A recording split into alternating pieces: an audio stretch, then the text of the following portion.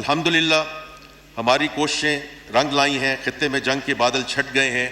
اور امن کی فاختہ پھر سے اڑنے لگی ہے۔ پاکستان نے جس خلوص اور دل جمی کے ساتھ امریکہ ایران جنگ رکوا کر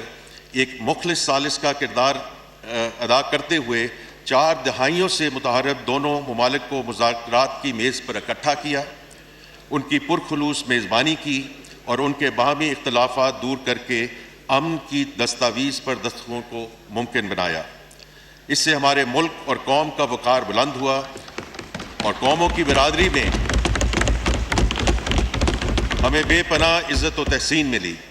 یہ ہماری سیاسی اور سفارتی تاریخ کا ایک روشن باب ہے جس پر وزیر اعظم محمد شہباز شریف صاحب، فیلڈ مارشل سید عاصم منیر صاحب، ہماری قومی قیادت، اتحادی اور اپوزیشن جماعتیں، ہماری پارلیمان اور ہماری پوری قوم مبارکباد اور تحسین کی مستحق ہے۔